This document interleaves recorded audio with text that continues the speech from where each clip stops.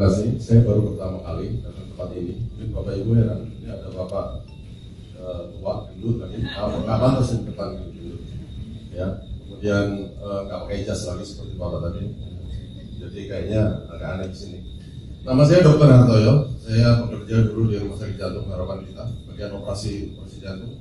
Dan sekarang saya bekerja di Rumah Sakit Mitra Keluarga Bekasi sebagai dokter anestesi. Biasa saya, maaf kalau saya bicara agak panjang dikit ya. Biasa saya diajak main bulu tangkis oleh rekan saya namanya Eri di sana, dan ada juga Ria. Dan ketika saya main bulu tangkis, saya ditawarin yang begini-beginian. Saya paling alergi kalau tawaran gini. Begitu dia dekat, saya udah bilang, apa ini? Kamu promosi ya? Saya beralergi.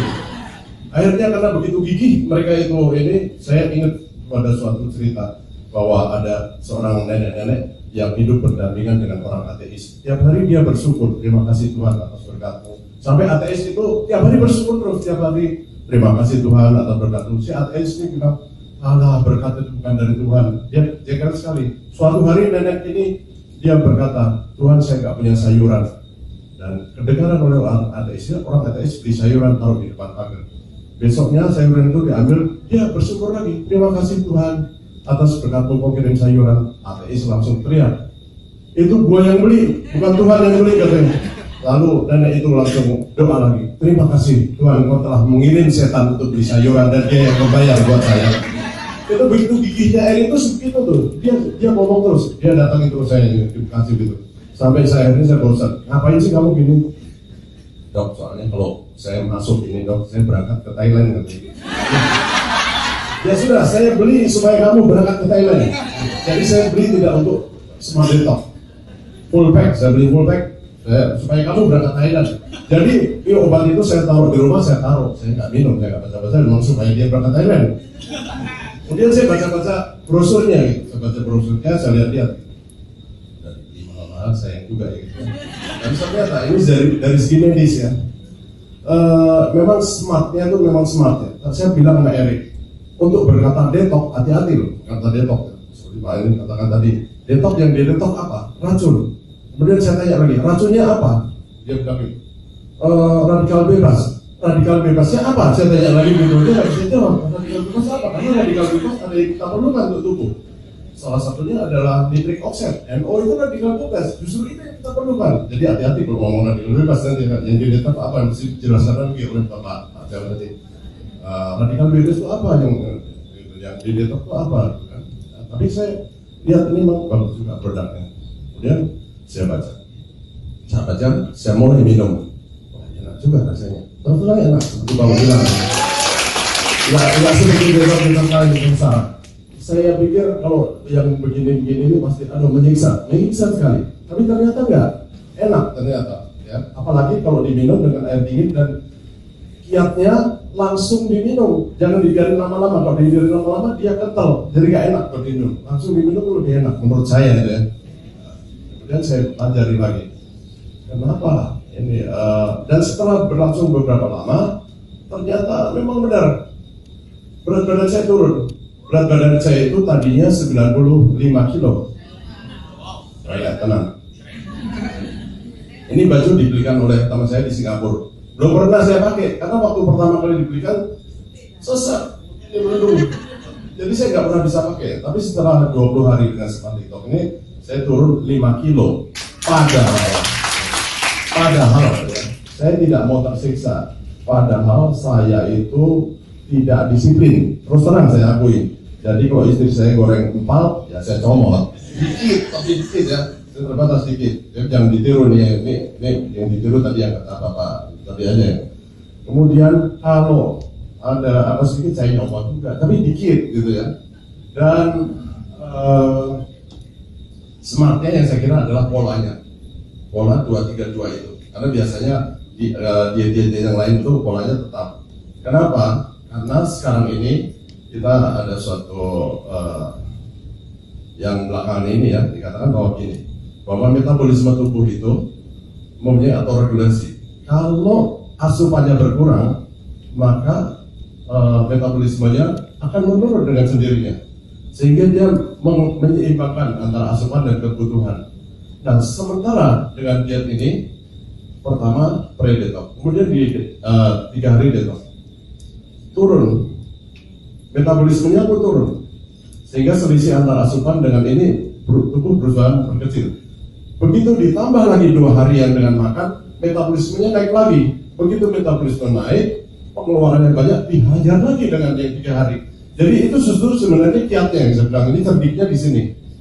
Karena tidak stabil, tapi ketika metabolisme naik, pengeluaran energi banyak, kemudian dikasih lagi 3 hari dengan diet yang benar. Ya. Kemudian saya pikir, apakah ini akan bikin kekurangan protein? Ternyata enggak. Karena dengan Max Pro tadi, saya baca di situ per sajinya ada 22 gram protein kalau nggak salah ya. Total kalau 3 kali di dalam program yang 3 hari yang tidak makan, itu kita sudah mendapatkan protein kira-kira 66 gram. Kebutuhan kita at least 1,5 gram per hari. Dalam keadaan orang gagal ginjal pun sekarang protein harus dipenuhi dengan 1,5 gram per hari. Zaman dulu orang kalau gagal ginjal dietnya rendah protein karena yang dikeluarkan oleh ginjal sedikit. Sekarang harus 1,5 gram, tapi harus dengan dialisis. Ya. Kemudian saya lihat di sini kandungan protein dengan whey protein bagus sekali. Kalau kita tidak disuplai dengan whey protein ini, pada waktu kebutuhan kalori itu berkurang, kita membutuhkan kalori, maka tubuh akan memecah protein. Protein yang dipecah terutama adalah protein dari otot, yaitu branched amino acid, valin, isoleucine, leucine. Kalau ini dipecah, maka otot menjadi hipotrofi, jadi kecil. Tetapi dengan asupan ini, saya sudah mengukur menilai bahwa protein otot tidak akan dipecah. Justru pada waktu kalori dikurangi, yang dipecah adalah lemak. Itu yang dipecah. Karena proteinnya dipenuhi. Apakah ada gula di dalam kandungan ini? Ternyata ada, sedikit. Kenapa ada gula? Kita nggak boleh dalam 1 hari itu nggak ada gula. Karena apa? Karena ada 2 organ tubuh yang tidak bisa menggunakan kalori selain gula, yaitu sel darah merah, eritrosit 1, 2 adalah sel neuron, sel otak. Dia harus, metabolisme harus menggunakan glukosa. Jadi di sini masih ada kandungannya glukosa. Cukup berarti ya. Kemudian saya coba ini, oke bagus. Nah satu lagi yang saya juga sangat terkesan di sini adalah proargi. Proargi adalah arginin. Dalam siklusnya arginin kemudian dipecah menjadi citrulline dan di situ memproduksi NO, nitric oxide. Nitric oxide ini sangat populer sekali sekarang di dunia critical care. Ya sudah banyak dibicarakan dan itu sangat populer. Efeknya banyak sekali. Dulu pertama kali 25 tahun yang lalu saya sudah menggunakan nitric oxide. Tapi nitric oxide-nya itu diberikan eksogen lewat mesin napas masuk ke paru-paru dan terutama digunakan, ini malu waktunya boleh.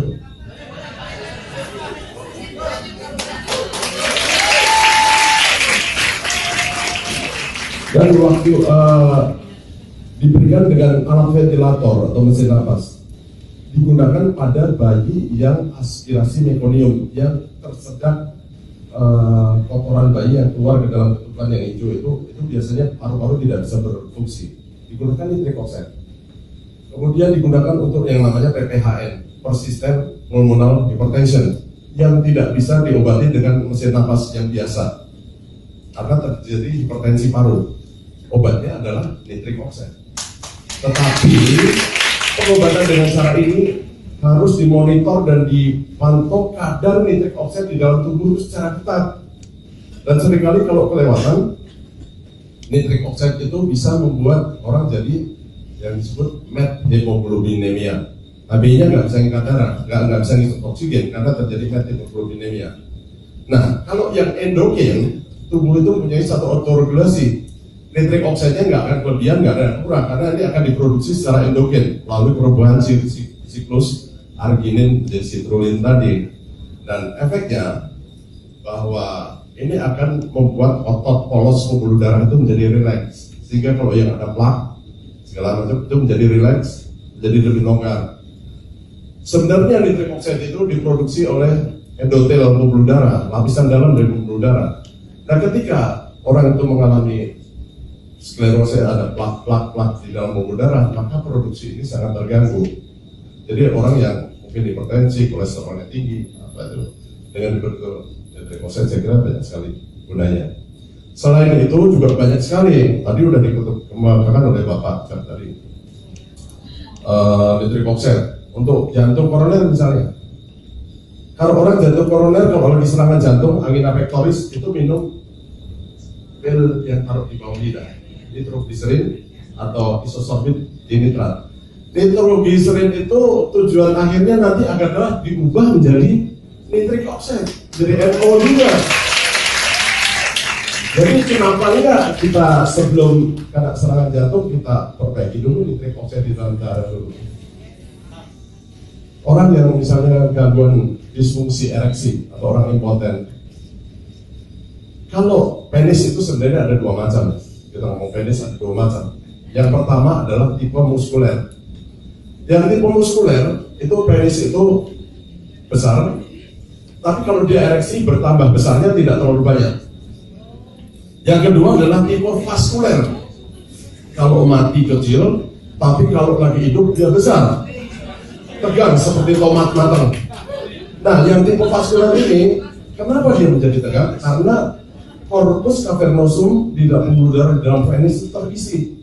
Nah, kalau pembuluh darahnya melebar atau vasodilatasi oleh karena nitric oxide, maka terisinya lebih mudah dan baik. Makanya dia bisa memperbaiki disfungsi ereksi.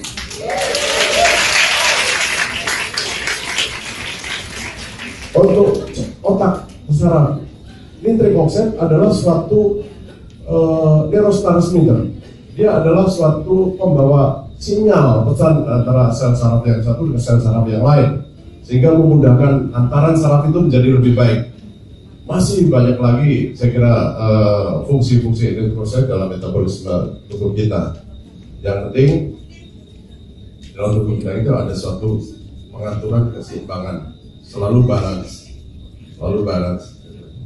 Dan saya cuma pesankan saja kepada adik-adik yang sebagai seller atau sebagai ini, mungkin ini sedikit berguna, dan hati-hati tadi dalam berbicara mengenai detox terutama, karena kalau yang dihadapi itu nanti masyarakat awam itu detox itu, tapi kalau nanti berhadapan dengan orang yang tahu detox itu apa, karena sebenarnya racun itu udah didetox oleh hati. Kalau hatinya bagus ya, kalau hatinya kurang bagus ya nggak bisa mendetoks.